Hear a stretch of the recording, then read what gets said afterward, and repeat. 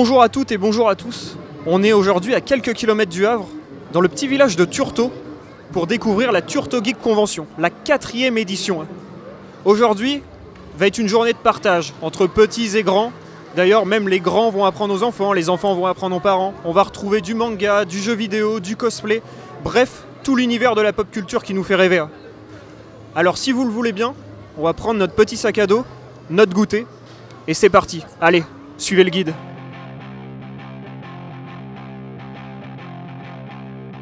Amis du guide, nous revoilà. Nous sommes sur le stand 80s.fr et on va faire un petit voyage ensemble si vous le voulez bien. On va claquer des doigts, on est dans les années 80. Je suis en compagnie de Thierry. Bonjour. Thierry, c'est l'heure du goûter. Je reviens de l'école, j'ai quelques francs dans ma poche. Qu'est-ce que tu nous conseillerais? Dans les années 80, c'était quoi les objets phares? Alors, des treats par exemple. L'ancêtre des M&M's, bien sûr. On avait le Nuts. Smarties, le grand classique. Et bien sûr, pour éviter de se dessécher, on dira le Tang. L'excellent Tang, bien chimique, entre guillemets, on dira. Mais le Tang à l'orange, qui ne contenait effectivement pas d'orange réelle. D'accord, donc c'est juste une poudre qu'on met dans l'eau, c'est ça? Et on mélange? Voilà, c'est exactement ça. À mélanger dans, je dirais, un minimum 1 litre d'eau. D'accord. Je vois qu'on a une... Ah, alors aussi, pour les parents, je dirais, grande célèbre, la fameuse bouteille de Valstar. Alors, une petite anecdote à propos de cette... plusieurs anecdotes pour cette bouteille. Déjà, la bouteille était consignée. On l'a rapportée à l'épicerie et on pouvait récupérer quelques centimes dessus pour racheter éventuellement et recycler les bouteilles de cette manière-là. Une bonne manière de recycler d'ailleurs les objets pour l'époque. Un document qu'on a vu assez récemment de l'époque, au début de la Valstar, c'était recommandé d'en boire régulièrement pour les femmes enceintes, voire même pour les enfants dilués. C'était une bière très légère, mais c'était recommandé d'en boire pour avoir une bonne santé, être en forme. D'accord. Donc vous pouvez trouver ça dans les épiceries, épiceries locales. Exactement. D'accord. Je vois que derrière, il y a des Barbie, des Minitel. Barbie, tout ça, c'était vraiment la grande époque dans les années 80. Alors les Barbie, ça s'est pas mal popularisé pendant les années 80.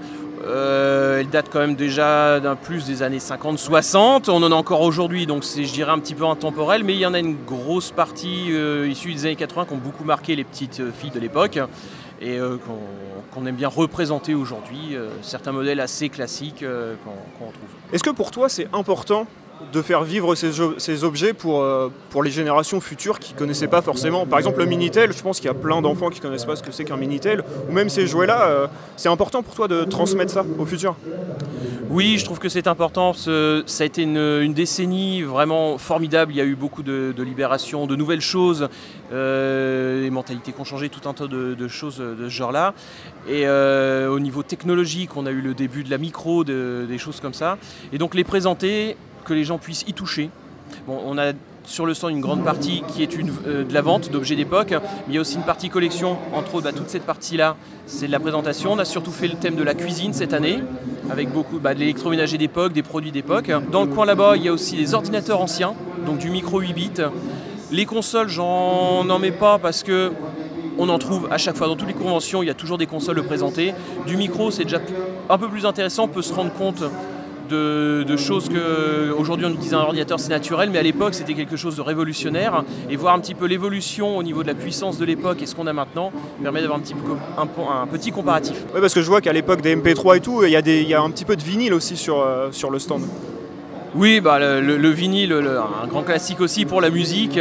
Je me rappelle un enfant un jour, un bout de chou qui dit « Maman, regarde le grand CD noir » en lui montrant un vinyle, ça m'a fait beaucoup rire, c'était très sympa.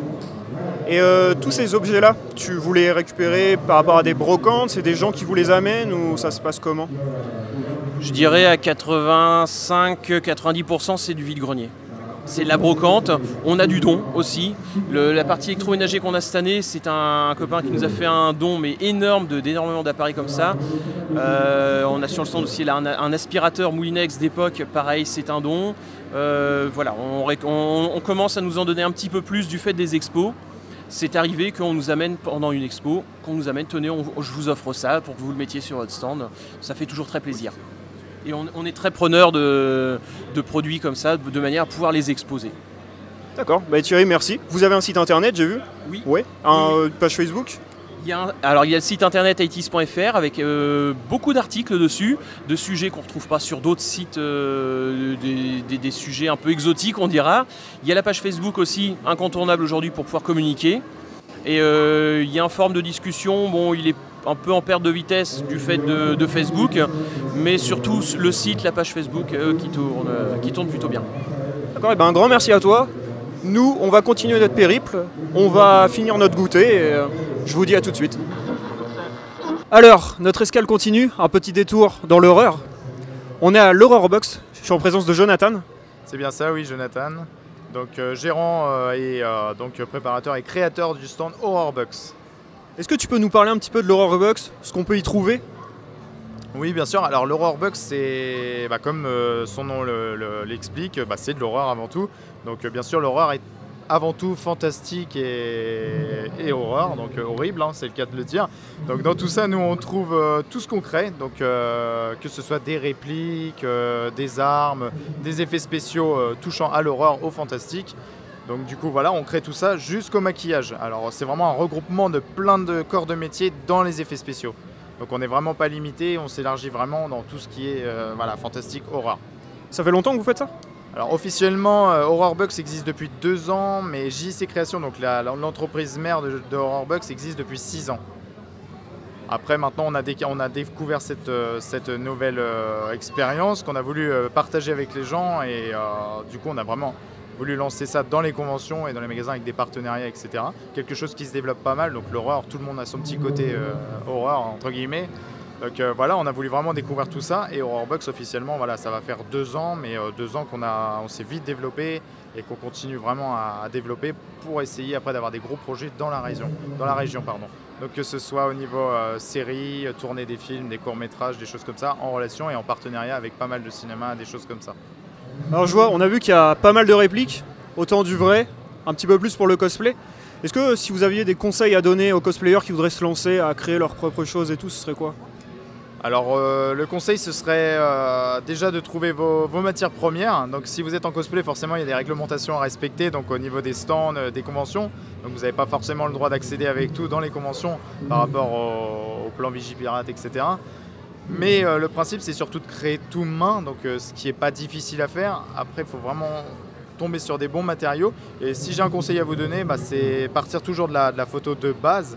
Et on peut très bien travailler le bois autant que le métal et plein d'autres matériaux comme la mousse, le polystyrène, les choses comme ça. Bien sûr, tout ce qui est résine, etc. Tout ça, c'est autorisé dans les conventions. Donc du coup, voilà, si je peux vous conseiller tout ça, ce serait cette petite chose-là qui peut apporter beaucoup, quoi. D'accord. Et avec tout le panel d'objets que vous proposez, ça vous arrive de rencontrer des gens qui découvrent des films grâce à vos créations? Ah oui, complètement, qui découvrent des films et aussi qui redécouvrent, parce que souvent il y a des films qui sont sortis il y a 30 ans à peu près, et nous on fait ressortir les répliques, les nouveautés, du coup, qui sont remis à jour. Et là du coup les gens, ça leur permet vraiment de retrouver des nouvelles choses, de voir vraiment l'arme qu'ils ont vue dans le film 30 ans auparavant, donc du coup bon, c'est un petit clin d'œil à tout ça. Et forcément on crée des armes de toutes pièces aussi qui n'existent pas, pour montrer que du coup le fantastique c'est vraiment ça aussi, c'est la création de choses de toutes pièces, quoi, de A à Z. Et toi à la base tu fais ça par passion, j'imagine? Nous voilà, oui, par passion, donc c'est parti d'une passion. Maintenant on est en train vraiment de se professionnaliser dans tout ça, donc un maximum, avec beaucoup de diplômes, en utilisant des produits qui sont vraiment professionnels et qui ne sont pas accessibles dans les pays francophones. Donc du coup voilà, on va vraiment se fournir dans des pays plus accessibles de ce côté-là, donc comme les États-Unis, voilà, je ne vais pas vous citer tous les pays, mais voilà, donc on se fournit vraiment là-dedans. Et après forcément voilà, nous on essaye vraiment de partir sur tout ça. On est parti de base, voilà, en tant qu'amateur, et maintenant on se professionnalise, mais ça c'est accessible vraiment à tout le monde. Et dans le domaine de l'horreur, si tu avais un film qui te tient à cœur plus qu'un autre, ce serait lequel? Vraiment, alors un film qui tient le plus à cœur, je parle pas des nouvelles générations, je parle des anciennes générations, du coup, des anciens films, les anciens box-office. Je penserais plus sur Freddy Krueger, voilà, Les Griffes de la Nuit, du coup, et vraiment plus sur Halloween, donc, qui d'ailleurs va ressortir cette année en reprise au cinéma, donc un petit clin d'œil à ceux qui le reprennent, du coup, mais Du coup, bah voilà, ça fait du bien. Et puis bon, bah, en espérant que l'histoire soit pas trop déformée. Mais bon, nous, dans tous les cas, ça nous fait plaisir parce que du coup, de l'autre côté, on marche au niveau des répliques et des avant-premières, tout ça. Donc, D'ailleurs, on voit la main de Freddy derrière. exactement, voilà, la main de Freddy qui est juste derrière. Donc, toute faite à la main, tout en métal et du coup, la réplique officielle aussi. Donc, forcément, avec les lames coupantes, tout ça. Donc, c'est pas accessible au public, mais de notre côté, c'est pour donner vraiment un côté réaliste et donner un peu plus, on va dire, la frousse aux personnes qui viennent visiter notre stand, quoi. Bah écoute, je te remercie. Bah, c'est moi qui vous remercie. Si vous participez à d'autres événements et que l'Horror Box est là, on vous conseille vivement d'y aller parce que il y a vraiment des belles pièces de collection. Et sur ce, on va continuer notre aventure. On va essayer de s'en sortir en vie. Et je vous dis à tout de suite.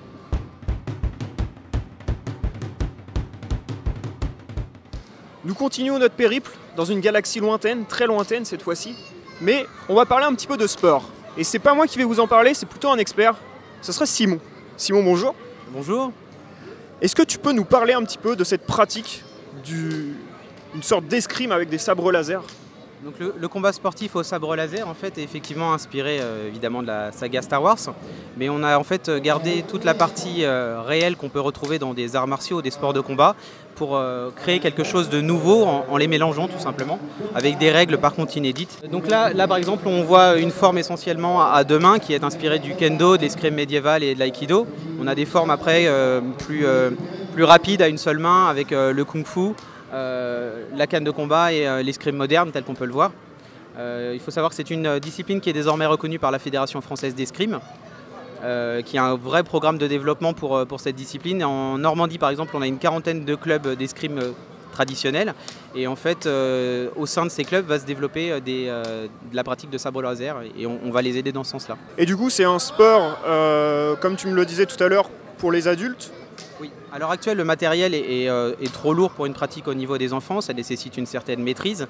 Maintenant, effectivement, l'accessibilité à ce sport par les enfants est très importante. C'est pour ça que la fédération est en train de développer avec des partenaires du matériel en mousse, tel qu'on peut le voir par exemple dans les jeux de grandeur nature, pour pouvoir avoir une pratique vraiment sécurisée aussi au niveau des enfants et qu'ils puissent aussi s'amuser sans se mettre en danger. C'est ça, ce qui est très important, c'est que c'est pas juste on s'amuse avec des sabres laser, non, il y a un vrai règlement. D'ailleurs, il y a un petit livre avec un règlement dedans. Est-ce que tu peux nous en parler un petit peu pour que les gens comprennent bien que faut comprendre que c'est vraiment un sport? Oui, c'est un vrai sport avec ses règles, tous les codes qui vont dans n'importe quel sport. Il y a évidemment tout ce qui est fair play, faire attention à son partenaire, parce qu'on parle d'adversaire pour le combat, mais en vrai on travaille plutôt avec un partenaire. Ensuite, tout est codifié, le poids de l'arme, sa longueur, sa densité, beaucoup de choses comme ça, la surface du terrain, le temps. On a un logiciel d'arbitrage qui nous permet également de compter le nombre de points, de décompter le temps. C'est vraiment quelque chose de très très structuré.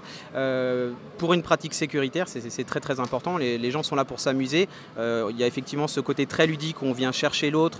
Il faut le toucher sans se faire toucher, mais encore une fois sans faire mal à l'autre. C'est vraiment le but. Et on arrive avec le temps à quelque chose de très fluide, de très rapide, de très esthétique et de très fun. Vous en faites des compétitions aussi? Oui, depuis peu. Ce qui était difficile jusqu'à présent, c'est que les clubs n'avaient pas de règlement commun. Avec maintenant l'égide de la Fédération française d'escrime, on arrive à un consensus qui a permis à tout le monde de se retrouver autour de règles communes. Et par exemple, là au mois de mai, on a eu un premier Open géré par la FFE et on était représenté là-bas et on s'est très bien débrouillé. On était très contents et on reviendra cette année encore. J'imagine que si tu fais ça, c'est que tu es un petit peu fan de Star Wars à la base. Alors, la grande majorité des gens, pas que moi, mais la grande majorité des gens qui nous rejoignent sont effectivement des fans de Star Wars, mais pas que. On a aussi des gens qui sont attirés par ce côté graphique qu'on retrouve dans le sabre laser. Il y en a qui sont plus ou moins duels, il y a une partie quand même technique à acquérir, et il y a des gens qui recherchent vraiment cette discipline qu'on peut retrouver finalement dans beaucoup d'arts martiaux japonais par exemple. Mais c'est vrai que la grande majorité des gens sont des gros fans de Star Wars et on l'assume. On fait attention à ne pas utiliser des marques qui sont copyright, qui appartiennent à Disney. C'est très important, la propriété intellectuelle. On n'est pas là pour voler des choses qui ne sont pas à nous. Maintenant, on s'est inspiré avec respect de ces choses-là et on est resté des grands enfants et on l'assume totalement. Et c'est déjà arrivé que des gens découvrent cet univers-là grâce à ce sport? Pas chez nous en tout cas, pas à notre connaissance, mais effectivement des fois vous allez avoir des soirées où ça va partir en débat sur Star Wars en plus parce que les gens s'enflamment et peuvent vite se raccrocher à certains personnages de l'univers qu'ils aiment tant. Maintenant, encore une fois, on est vraiment dans une discipline sportive et ce côté-là, même s'il est un peu effacé, il reste toujours quand même présent dans l'esprit des gens qui viennent, ça c'est une certitude. Bien, merci. Où est-ce qu'on peut, si on a envie de prendre des cours, où est-ce qu'on peut te retrouver? Alors à l'heure actuelle, nous on est à Breteuil-sur-Iton, c'est dans le sud de l'Eure, c'est pas très loin de Verneuil-sur-Avre pour ceux qui connaissent. Maintenant encore, comme on vous l'a dit, on va essayer d'aider les clubs un petit peu partout en Normandie à s'ouvrir pour que la pratique se démocratise et que tout le monde puisse venir faire du sabre laser. À savoir, on a une petite exclue aujourd'hui, normalement cet après-midi on va présenter la version adapté du combat sportif au sabre laser pour permettre aux personnes en situation de handicap de pouvoir aussi faire du sabre laser.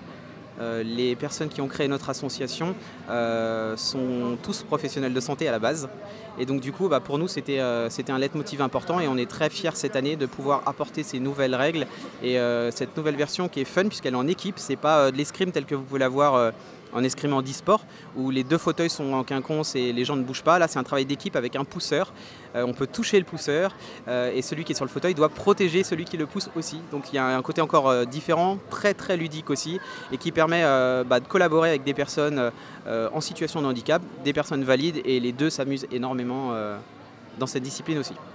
Écoute, c'est très bien. C'est un mélange, en même temps un mélange de passion, de sport et c'est vraiment tout ce qu'il faut pour et de valeur. Autour de valeurs communes et c'est très important pour nous.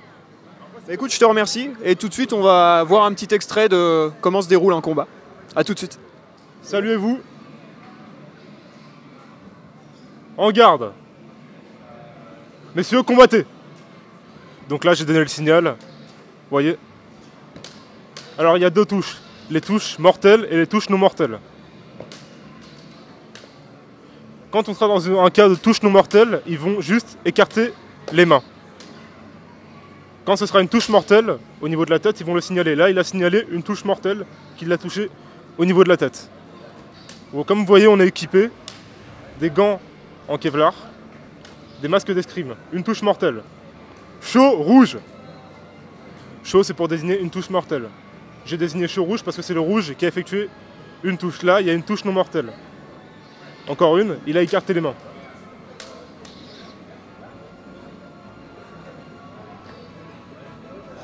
Chaud, bleu. Donc là, j'arrête le combat. Combattez. À chaque touche mortelle, on arrête le combat et je redonne le signal pour qu'on le remette en place. Touche mortelle. Messieurs, combattez. Alors là, tout à l'heure, ils étaient en forme à deux mains, qu'on appelle le shisho. Là, ils sont passés sur une forme à une main qu'on appelle le makashi. Elle est tirée principalement d'escrime moderne et de cannes de combat françaises.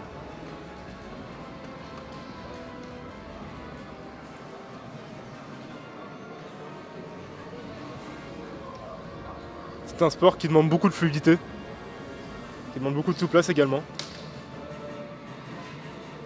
C'est pour ça que la protection est très... Ça requiert beaucoup de protection et vraiment beaucoup d'entraînement. Car au moindre coup, ça peut faire très très mal. Il faut savoir que les sabres sont faits en une matière très très dure. Le combat est terminé, il se salue, il se serre la main. Voilà, on fait une nouvelle escale. On est sur le stand de Silitech. Je suis en compagnie de Marco. Ciao à tutti. Donc on est accompagné, on est surveillé pour cette interview. Il ne faut pas qu'on dise trop de bêtises. Marco, est-ce que tu peux nous parler un petit peu de ton stand? Parce que je vois que tu fais de très très belles répliques de casques, de droïdes de l'univers Star Wars. Comment c'est fait tout ça? C'est toi qui construis, c'est toi qui fais tout? Oui, alors ça, les fichiers 3D, c'est un ami à moi qui les a fait, mais moi je l'ai imprimé. C'est tout une impression 3D déjà. Ouais. Et après, on a un boulot de ponçage, de lissage, peinture, tout ça. Ça, c'est tout moi qui fais. Hein. Il y a quand même pas mal de boulot, vu la taille de la bête. Et après, oui, je fais un peu de tout. Je fais des casques, des armes, des blasters, tout ce que c'est l'univers Star Wars en général. Mais on ne fait pas que ça. Hein. On fait même d'autres univers. Je travaille aussi pour l'industrie, pour les voitures rétro, bornes d'arcade, un peu tout ça. On peut faire tout ce que c'est imprimable, on imprime. Il n'y a pas de souci. Et du coup, ça prend combien d'heures de travail à peu près une pièce comme ça? Ça, c'est pas mal d'heures. Hein, c'est... Alors ça, je ne l'ai pas vraiment calculé. J'ai fait entre deux clients, si on peut dire ça. Mais ouais, je pense qu'il y a au moins 500 heures d'impression. Après, il y a toutes les finitions, il y a la peinture, il y a un peu tout ça. Après ça, il y a tous des inserts en métal, tout articulé. Hein. Ah ouais, ça, maintenant, on le voit comme ça, mais on peut le plier, on peut le mettre assis, on peut le bouger. La tête bouge. Tout bouge, il n'y a pas de souci. Moi je l'ai fixé pour que les gens ici ils touchent pas mal. Donc, mais bon, après vous pouvez voir, je fais un peu de tout. Hein, j'ai vu les casques. Je vends des kits prêts à peindre.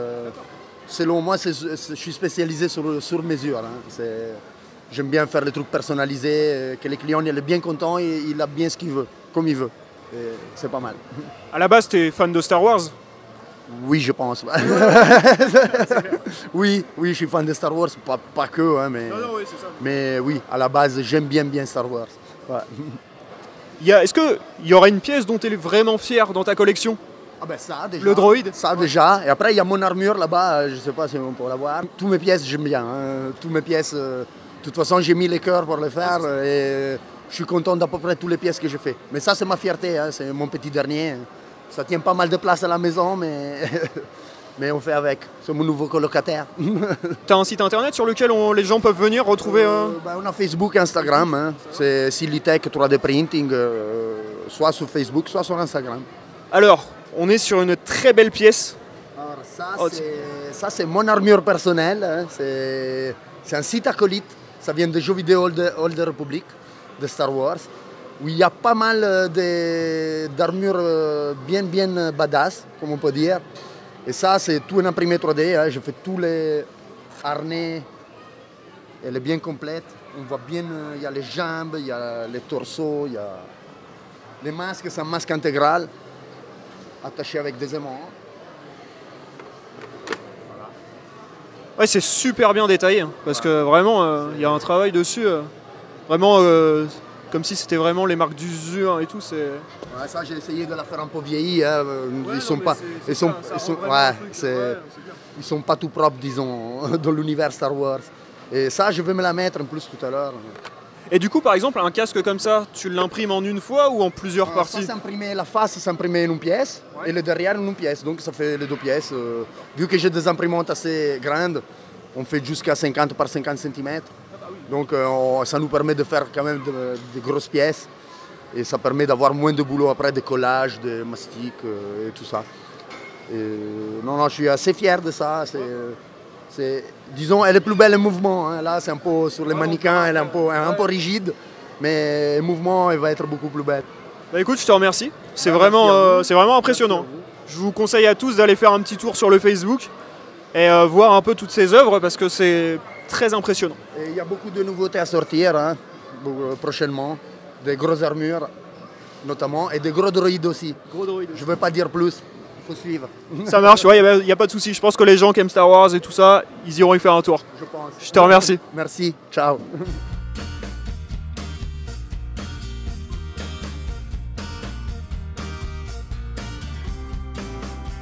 Suite de notre escale, nous arrivons sur la planète Lego. Je suis en compagnie de Serge. Bonjour. Donc nous sommes au stand de l'association Freelog. Est-ce que tu peux nous parler un petit peu de ta passion et de cette association un petit peu plus en détail? Donc l'association Freelog est un club national. On est entre 250 et 300 adhérents. Freelog date il y a 10-12 ans à peu près que Freelog a été créé. Et puis en Normandie, on est une dizaine. Donc voilà, vraiment actif.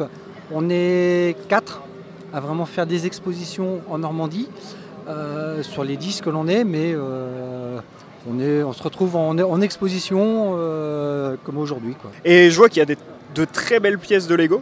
C'est des pièces que vous récupérez un petit peu à droite à gauche, il y a de la création personnelle? Il y a de tout. C'est-à-dire que là derrière, donc on est sur la partie de Pascal. Hein, toute la partie Star Wars et tout ça, c'est à Pascal. Donc là, on a des sets Lego. D'accord, c'est vraiment de la boîte. Par contre, si on regarde un petit peu plus loin là-bas, le Superman, c'est de la création. Donc il y a le mélange de tout. Donc on achète les boîtes, on achète du vrac dans les vides-greniers, sur le Bon Coin, pour après pouvoir créer des choses. Donc voilà. Et vous avez un local ou des moments dans la semaine où vous vous réunissez pour construire, ou chacun fait ça et après vous vous regroupez quand il y a un événement? On travaille chacun dans son coin. Et donc comme là on communique ensemble pour savoir tiens, qu'est-ce que tu fais. Moi je vais faire ça, je vais proposer ça, je vais prendre ça en distance. Et on va essayer de coller et d'être raccord. Donc là c'est facile parce que c'est des univers un petit peu différents. Mais quand on fait des expositions comme on peut faire à Bolbec en début d'année, où en général on fait des villes. Donc ville avec réseau ferré. Donc il faut qu'on arrive à se coordonner sur le réseau, sur les routes. Donc voilà. Donc on se coordonne, mais par contre c'est du travail à distance. On travaille sur plan et après on met en place quand on arrive. Donc parfois il y a des modifications. Hein. Oui. Alors ce qui est intéressant aussi, c'est qu'à la base ça doit venir d'une passion, j'imagine.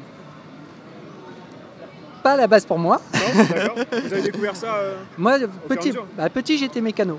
Ouais. Et c'est mon fils qui m'a mis dedans. Donc mon fils a commencé à faire du Lego, il avait 11 ans. Il en a 19 maintenant. Il continue toujours, mais là il y a l'école, donc il est parti du coin. Mais voilà, c'est lui qui m'a vraiment mis dedans. Pascal, c'est différent. Lui, il est vraiment tombé dedans étant petit. D'accord. Oui, parce que ce qui est intéressant avec le Lego, c'est qu'il n'y a vraiment pas d'âge pour jouer au Lego.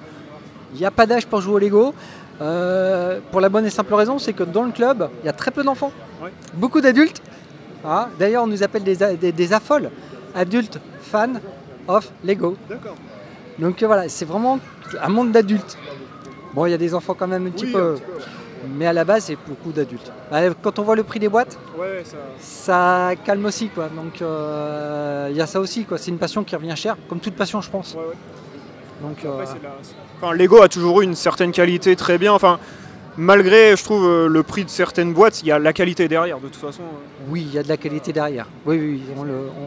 Si on compare à d'autres, il y a de la contrefaçon. Et là, donc là, non, c'est vraiment de la bonne qualité, oui.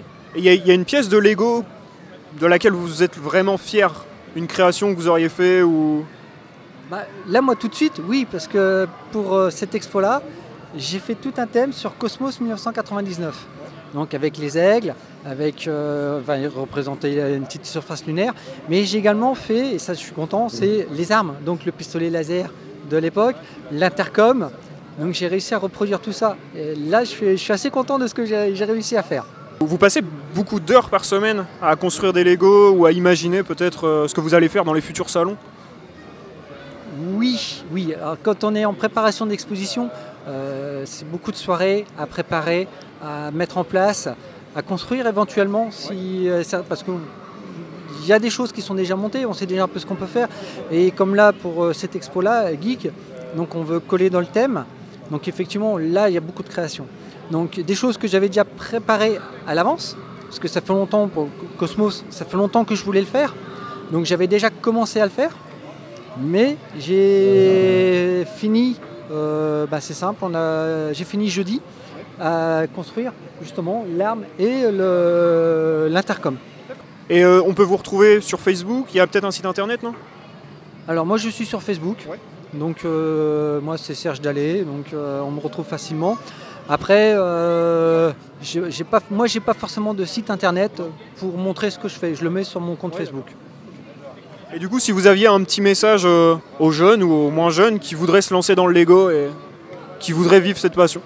On en a un qui est là, ça fait 2 ans qu'il vient nous voir. Il va adhérer cette année. Donc je leur conseille de venir nous voir à Freelog, d'aller sur la page de Freelog, de s'inscrire.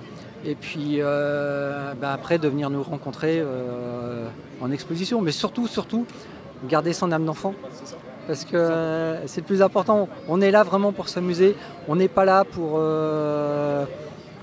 faire la plus belle chose. Non, on est là vraiment pour échanger et puis s'améliorer aussi. Donc voilà, c'est vraiment ça l'idée. On est là, on s'amuse, on fait des choses, on construit, on prend les conseils, on donne des conseils et puis on s'améliore. Oui, c'est ça qui est important. D'ailleurs, dans ce genre d'événement, vous voyez souvent des parents qui montrent à leurs enfants, voilà, je jouais avec des Lego quand j'étais plus jeune, ou cette notion de partage, en fait, de génération. Ben oui, parce que si je reprends sur le thème que j'ai là-bas, j'ai des plaques qui datent des années 90. Donc des choses que les parents avaient. Ah ben j'avais ce genre de choses. Je faisais ça. Et par contre, les enfants, ils regardent, ben, moi papa, moi j'ai ça à la maison. Donc on a les deux générations qui se regroupent. Et j'ai même vu en exposition un père qui me disait, mais j'ai tout ça dans mon grenier, mais j'ai peur de les sortir. Et je pense que quand il est rentré le soir, il a été au grenier les chercher. Parce que voilà, il a vu ce qu'on pouvait faire avec et qu'il n'y a pas de honte à sortir ses Lego, quoi. Mais non, mais c'est un peu ça, parce que moi au boulot, je joue au Lego. Ah d'accord, ok. Ouais, c'est vrai que ça paraît toujours un peu... Voilà, non mais ça fait sourire. Sauf que quand ils viennent ici voir après ce que je fais, ils me regardent ils me regardent différemment. Parce que là, c'est plus du jeu, quoi. Enfin, c'est ça. On a toujours cette vision du jouet pour enfants, mais c'est surtout la création, en fait. C'est ça qui est important. Oui, c'est la création qui est importante dans ça. Donc voilà, c'est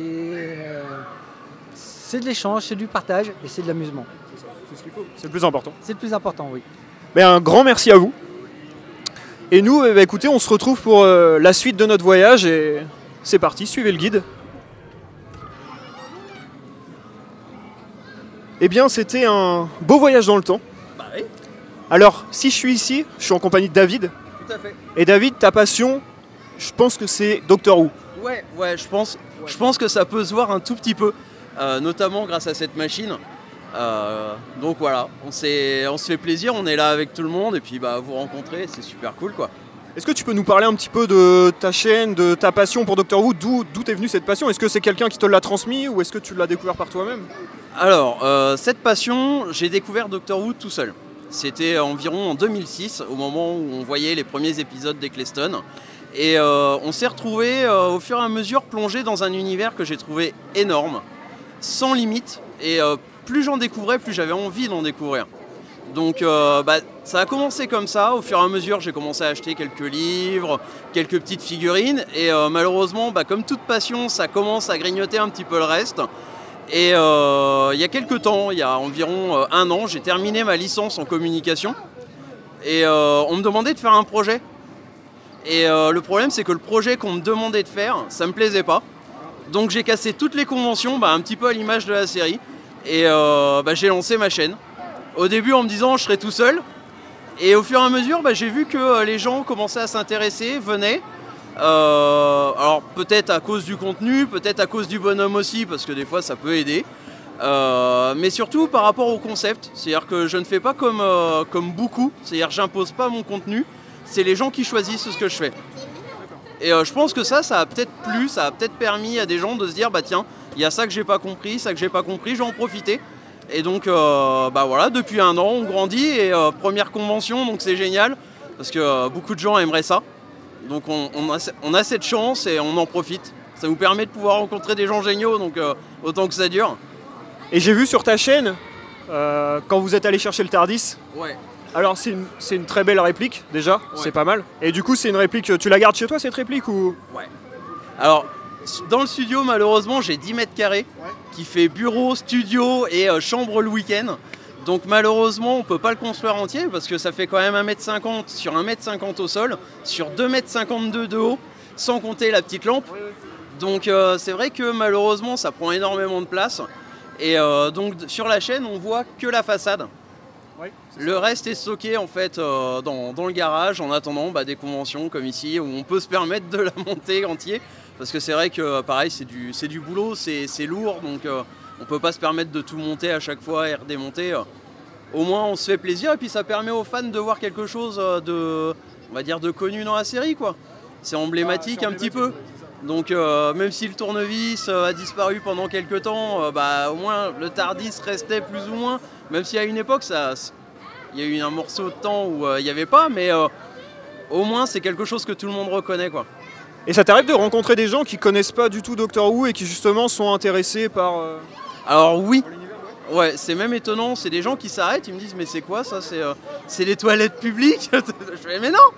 Et donc je leur explique un petit peu et je suis étonné de voir que souvent cette passion Doctor Who passe d'abord par les enfants et c'est les enfants qui disent aux parents on va regarder et à ce moment là les gens sont super heureux et ils deviennent fans. mais à l'origine, c'est les enfants qui apportent la série dans la maison, quoi. Oui, parce qu'à la base, c'est une série qui date quand même.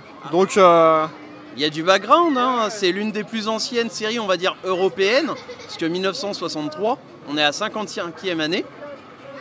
C'est vrai qu'il n'y a pas beaucoup de séries qui ont ce prestige-là de pouvoir continuer, même s'il y a eu quelques coupures, mais on va dire que, mine de rien, 55 ans d'histoire, c'est quand même pas mal.